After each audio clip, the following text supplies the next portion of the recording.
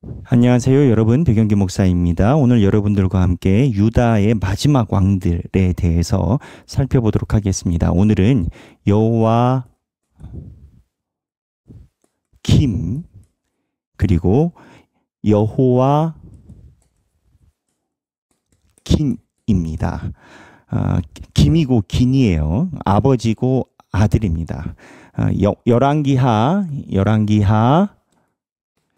23장 36절에서부터 그리고 24장 17절까지의 내용이 되겠습니다. 오늘 이 부분입니다. 자, 오늘 이 부분을 보기 전에 이 마지막 유다 왕들은요, 헷갈려요. 신학을 하는 사람들도 뒤돌아서면 헷갈려요. 그래서 매번 할 때마다 이 마지막 왕들의 서열과 흐름을 다시 한번 여러분들과 함께 점검하도록 하겠습니다. 여기가 지금 요시야예요. 요시야. 우리 요시야 배웠죠? 율법에 대해서 신실한 왕이었던 요시야. 근데 애굽 왕 바로 느고를 막다가 바로 느고에 의해서 전사당한 왕 요시야. 의문의 죽음. 그래서 의문의 죽음을 우리가 어떻게 이해하느냐? 결론은 영적으로 이해할 수밖에 없다. 이게 이제 제가 여러분들과 함께 나눴던 내용이고요. 요시야의 아들들이 이제 있습니다. 요시야의 아들이 큰 아들이 있고 두 번째 아들이 있고 세 번째 아들이 있는데 요시야가 죽고 나서 요시야의 큰 아들을 백성들이 왕으로 앉힌 게 아니라 두 번째 아들을 왕으로 앉혔어요. 두 번째 아들이 조금 더 정치적으로 똑똑했던 것 같습니다. 근데 요시야가 죽고 두 번째 왕을 앉혔을 때 요시야를 죽인 애굽이 나한테 허락도 받지 않고 왕을 너희들이 세워 해가지고 이 여호아하스 둘째 아들 요시야 다음에 있는 여호아하스를 애굽으로 데리고 가버립니다. 그리고 왕을 세워요. 그게 요시야의 첫 번째 아들인 여호야김이라는 사람을 세웁니다. 오늘 저희가 여러분들과 함께 볼 내용이 이 여호야김인데 이 여호야김은요 11년을 통치해요. 근데 초반에는 이집트가 세웠기 때문에 이집트가 말하는 대로 순종을 했다가 중간에 이집트가 또 힘이 약해져서 바벨론에 의해서 통치의 영역이 바뀌는 걸 경험을 합니다. 그래서 이 여호야김은 바벨론과 이집트 사이에서 끼어 있는 상태에서 바벨론의 영향권에 들어갑니다. 세워놓은 거는 이집트예요. 세워놓은 건 이집트. 자, 이것도 보기 위해서 이렇게 제가 그림을 못 그리는데 그림을 그렸지 않습니까? 여기에 여호야김이 있어요. 요시야 때부터 다시 가면 애굽이 올라가면서 요시야 죽여요. 올라갔다 내려오면서 여호아스를 데리고 가버려요. 그리고 여호야김을 세워요. 누가? 애굽이. 그러면 애굽이 세웠으면 여호야김이 애굽의 영향을 받아야 되잖아요. 근데 이 바벨론이 굉장히 강해집니다. 그래서 여호야김이 바벨론에게 굽신거려야 되는 상황이 된 거예요. 그럼 이제 바벨론에게 굽신거려서 바벨론의 속국처럼 지냈단 말이에요. 그런데 이 애굽이 바벨론이랑 다시 한번 붙는 일이 생깁니다.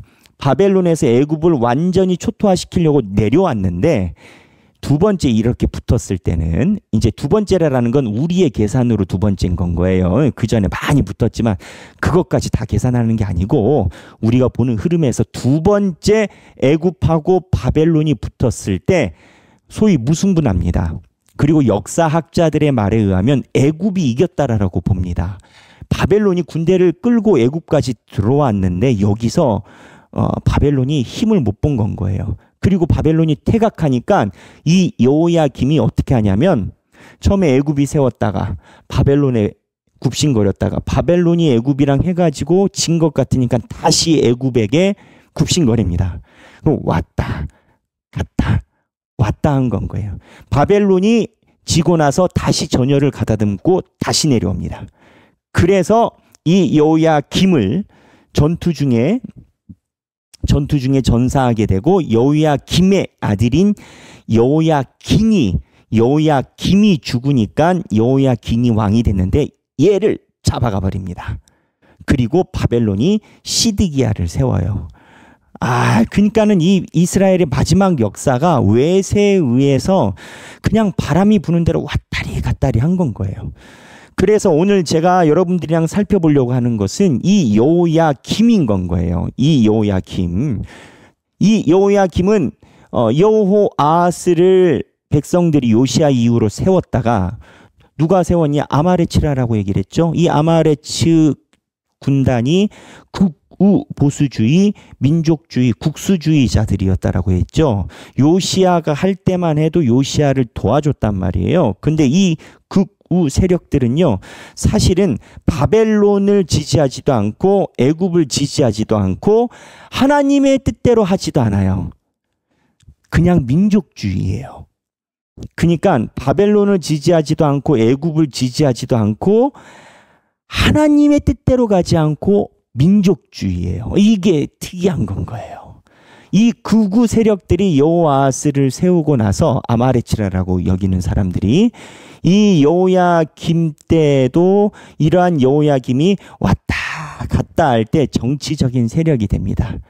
이때 핵심 포인트는 하나님이 어떻게 얘기를 했느냐라는 겁니다. 하나님이 이 요시야 때부터 끝날 때까지 사용하신 대선지자가 있어요. 그게 누구냐면 예레미야예요. 예레미야는 이 여호야김에게 뭐라고 얘기를 했냐면요. 바벨론에 사로잡혀 가라라고 얘기를 했어요.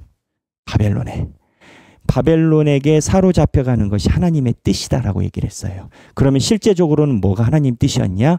예레미야 말이 맞았어요. 하나님이 예레미야에게 이스라엘 백성들이 바벨론에 사로잡혀가는 것이 내 뜻이다라고 이야기를 한 이유가 있어요. 하나님이 이제는 이스라엘을 더 이상 용서하지 않고 다 심판을 내리려고 하시는 건 거예요. 근데 이제 천천히 가보면 하나님이 이스라엘 백성들을 심판함으로 인해서 그냥 이스라엘이 뿌리가 뽑히고 새롭게 다시 이스라엘이 갈 수 있는 그러한 징조가 보입니다. 한 나라가 개혁을 할 힘이 안 되면 별 수 없어요. 갈아엎어야 돼요. 근데 이 갈아엎는 게 자력으로 안 됐을 경우 그 나라가 망해서 복잡해져서 결국은 전쟁이 나서 속국이 돼서 모든 체제가 와해가 됩니다. 전쟁은요, 그 나라의 진 나라의 모든 시스템을 다 와해시키는 건 거예요. 그래서 전쟁이 가지고 있는 안 좋은 현상이 분명히 있지만 전쟁이 가지고 오는 그러한 득이 시민들에게, 민중들에게는 있어요. 하나님의 뜻은 이거였던 건 거예요. 자, 예로 한번 얘기를 해볼까요? 이렇게 얘기를 하면 우리나라 한국 사람들이 굉장히 불편해할 수도 있겠지만 조선왕조가 500년이었어요. 그렇죠? 그리고 우리가 일제의 침탈을 당하기 전에 조선왕조였어요. 일제의 침탈을 당하면서 조선왕조의 그 500년이 끝나갔어요. 근데 역발상으로 만약에 일제가 침탈을 안 했다면 조선왕조의 그 세력들이 뿌리가 뽑히고 갱신이 됐을까? 이 부분은 조금 생각해 볼 만한 필요가 있어요. 일본의 침탈을 동조하거나 일본의 침탈을 정당화시키는 게 아니에요. 일본의 침탈을 정당화시키는 게 아니라 우리나라가 500년 동안 관료제와 말도 안 되는 그 기득권과 그 사람들이 그 500년 동안 이어오던 것을 놨겠냐고요. 그러니까 하나님께서 전쟁이라는 것을 사용하실 때 전쟁의 참상이 분명히 있지만 전쟁이 지나고 나서 꽃이 피는 것이 분명히 있다고요. 우리나라가 그 이후에 어쨌든 100년, 200년 가면서 근대화로 지금 굉장히 선진국의 반열에 들어가 있지 않습니까? 물론 뭐 그럼에도 우리가 부족한 게 많지만 그래도 대한민국 잘 사는 나라예요. 잘 사는 나라고 제가 이미 유학 갔을 때도 이미 미국으로 유학 온 이민 그 유학생들이 미국에 남아서 체류하려고 하는 퍼센티가 예전에 비해서 굉장히 낮았어요. 왜냐하면 한국이 그만큼 살만하니까. 미국에 남아서 굳이 살려고 안 한다라는 거예요. 그런 한국이 살만하니까 20, 30년 전에 그러니까 저보다 위의 세대 분들은 안 그랬어요. 미국 오면 무조건 불법 체류자로 해도 남으려고 했단 말이에요. 근데 한국이 그만큼 급격하게 발전한 건 조선왕조 500년을 놓고 볼 때 굉장히 속도가 빨랐던 거고, 전쟁에서 우리가 참상에서 일어났기 때문에 우리 민족이 그 속도가 난 거일 수도 있어요. 전쟁을 정당화하는 게 아니에요. 이 얘기를 왜 길게 하느냐? 하나님이 이스라엘을 향한 마지막 하나님의 사랑이 얘네들 다 뿌리 뽑아버리는 건 거예요. 하나님이 어떻게 보면 새로 가는 건 거예요. 옛날에는 물로 쓰르셨겠죠. 하지만 하나님이 그렇게 안 하시고 뿌리 뽑아가는 과정에서, 그러면 이스라엘이 어떻게 뿌리가 뽑히느냐? 바로 외세에 의해서 이스라엘이 점령당하는 그 그림을 하나님이 가지고 있는 거예요. 그래서 여호야김이 자, 여기 보면은 북쪽에 있는 이스라엘은 아수르가 멸망시켰어요. 근데 남쪽에 있는 유다는 아수르를 점령한 바벨론이 멸망을 시키거든요. 결국 북방에서 다 멸망을 시켜요. 근데 이것도 하나님의 사랑이에요. 이집트가 먹을 수도 있잖아요. 근데 이스라엘 백성들이 출애굽했기 때문에 이집트에게 그러한 기회를 하나님이 주진 않으세요. 북에서 이렇게 쓸어가고, 하나님께서 지금 가지고 있는 계획이 이스라엘을 갱신하는 방안으로 다 쓸어버리는 거니까, 예레미야로 다시 왔어요. 예레미야 이야기하려고 이렇게 서설이 길었던 건 거예요. 예레미야가 가지고 있는 예언의 기본 틀거리는 뭐였냐면, 요시아의 아들들, 이 마지막 왕들에게 바벨론에게 사로잡혀가라. 이게 예레미야의 주 포인트였어요. 우리가 생각할 때는 희한하죠. 그래서 이 예레미야가 이야기를 했을 때 이 여호야김이 어떻게 했냐면, 예레미야 36장 23절에 보면 예레미야가 쓴 서신, 하나님이 주신 말씀을 십계명 받듯이 기록한 그 서신을 여호야김이 예레미야 36장에 보면 자기가 불살라버려요. 하나님 말 안 듣겠다라는 거예요. 그러니까 하나님의 음성을 구하는 게 왕인데 말 안 듣는다라고 예레미야의 서신을 불살라버려요. 그리고 오늘 본문의 1절에 3년 동안 바벨론을 섬기다가 배신을 했는데 그 이유가 뭐냐? 이게 이제 여호야김도 정치를 해야 될 거 아니에요. 정치를 해야 될 거 아니에요. 처음에 애굽에 있다가 바벨론 영향권에 들어갔다가 다시 바벨론을 반란하고 애굽 쪽으로 붙었거든요. 그러니까 이 여호야김이 애굽에서 올라오는 군대를 기다려요. 군대가 안 왔냐? 왔어요. 근데 어떻게 됐냐? 이 바벨론 군대가 애굽 군대가 올라오는 걸 보고 전면전을 하려고 확 내려갑니다. 그래서 잠깐 예루살렘에 포위가 풀립니다. 포위가 풀릴 때 거짓 선지자들이 대거 나타나요. 이제 회복됐다. 근데 예레미야는 뭐라고 얘기를 하냐면 바벨론에게 사로잡혀가라. 하나님 뜻이다. 그러면 여기서 애굽과 바벨론이 붙었어요. 결과 어떻게 됐을까요? 당연히 바벨론이 이기죠. 그리고 이집트가 여기서 힘을 안 씁니다. 굳이 자기네 전쟁이 아닌데 이스라엘 구하자고 힘쓸 일이 없잖아요. 그러니까 칼싸움 팅팅하고 그냥 가버려요. 그래서 여호야김이 사면초가가 돼버립니다.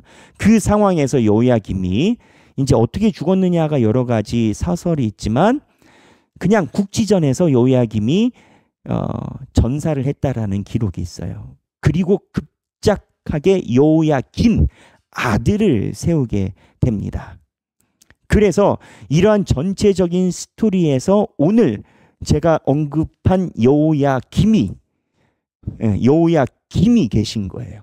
이 여호야김이 계시고, 이 여호야김이 이런 상황에 별세하고 바벨론에게 포로로 된 상태에서 전쟁 중에 이제 여호야긴이 된 거죠. 긴이 된 건데 바벨론이 얘 죽이고 얘 잡아가니까 여호야긴은 석 달, 세 달 했어요. 이거 한 것도 아니죠. 그냥 잡혀간 건 거예요. 이 그림이 오늘 열왕기하 23장 36에서 24장 17절이고, 이에 관련된 내용을 조금 더 보려면 바로 예레미야를 봐야 됩니다. 그래서 예레미야에 보면은 역대하에도 있고 예레미야에도 있고, 예레미야 36장, 그 다음에 역대하에서 조금 더 설명한 36장 9절에서부터 10절에 여호야긴에 대한 이야기도 있어요. 이때 바벨론이 여호야김을 죽이고 여호야긴을 잡아갈 때 다니엘이 같이 가고요. 다니엘 아시죠? 다니엘서 세 친구 사자 구덩이에서 살아남으신 분. 이때 다니엘이 포로로 잡혀가고 우리가 잘 아는 에스겔서를 쓴 에스겔이 이 사건 때 잡혀갑니다. 여러분 이 스토리를 들을 때 무슨 생각이 드시나요? 자, 지금부터는 이 전체적인 국제 정치의 정황을 보고 우리의 묵상의 자리를 잡아봐야 돼요. 무슨 생각이 드시나요? 저는 이 스토리를 연구를 할 때마다 느끼는 게 하나님의 응답이 꼭 내가 원하는 응답이 아닐 수 있다라는 걸 느껴요. 하나님의 뜻과 내 뜻이 다르다라는 거예요. 왜 다를까요? 예레미야는요, 이 판에서 무조건 바벨론에 사로잡혀 가라라고 했어요. 누구에게? 동족에게. 우리나라로 따지면 일본이 쳐들어올 때 일본에게 저항하지 말고 일본은 하나님이 보낸 도구이니까 일본 밑에 항복하라라는 것이랑 똑같아요. 이거를 누가 듣겠냐고요. 안 듣지. 근데 하나님은 이렇게 예레미야로 하여금 예언하게끔 하셨어요. 우리가 생각할 때 뭐 이러면 우리 하나님이 아니다 그럴 수도 있겠죠. 그러나 하나님은 인류의 역사, 이스라엘의 역사를 전체적으로 보고 죄송하지만 이스라엘을 리셋하고 새로 세워가시는 과정인 건 거예요. 국수주의, 나라를 생각하는 사람과 하나님의 뜻이 달라요. 예레미야가 그래서 눈물의 예언자라고 얘기를 해요. 왜? 예레미야는 자기 민족의 멸망을 예언했기 때문에, 그리고 자기 민족의 멸망에 동참해야 된다라고 예언했기 때문에. 그래서 이 전체적인 스토리를 볼 때 하나님의 뜻과 내 뜻이 다르고 때로는 하나님께서 징계를 활용한 메시지를 보내실 때도 있다라는 것을 느껴요. 하나님이 이스라엘에게 지금 보여주는 것은 징계 아니시겠습니까? 오늘 생각하기 우리가 이거는 한번 고심해 봐야 될 것 같아요. 하나님의 뜻과 내 뜻이 다를 때가 우리도 있어요. 그때는 하나님의 뜻을 분별함이 우리에게 더 큰 복입니다. 왜냐하면 내 뜻하고 하나님의 뜻하고 같이 비교할 만한 급이 아니에요. 하나님께서 이야기해 주신 뜻이 우리에게 오히려 더 사는 길이에요. 예레미야는 어떻게 얘기를 했냐면 바벨론에게 포로로 잡혀가라. 걱정 마라. 70년이 지나면 하나님이 다시 돌아오게 하실 것이다. 힘들겠지만 바벨론 땅에서 70년을 먹고 살아라. 또 먹고 사는 동안 하나님께서 지켜주실 것이다. 이제 그렇게 예언을 해요. 하나님이 너희들 세울 거니까 걱정 말라라는 거예요. 그리고 하나님의 이 과정에 모든 걸 다 뒤엎으심에 하나님께 찬양하고 멸망을 맞이라라는 거예요. 재앙을 맞이라라는 거예요. 하나님의 뜻과 내 뜻이 다를 때가 있다라는 것을 착안하여 나의 삶, 지나온 삶, 그리고 앞으로 가는 삶, 어떻게 내가 계획을 해야 될 것인지, 또 과거에 하나님의 뜻과 나의 뜻이 달라서 내가 고심했지만 결국 하나님의 뜻이 맞았다라고 느꼈던 적은 없었는지 함께 나눠보시는 시간이 되면 좋겠습니다. 오늘 행복한 성경 읽기 되시길 바랍니다. 감사합니다.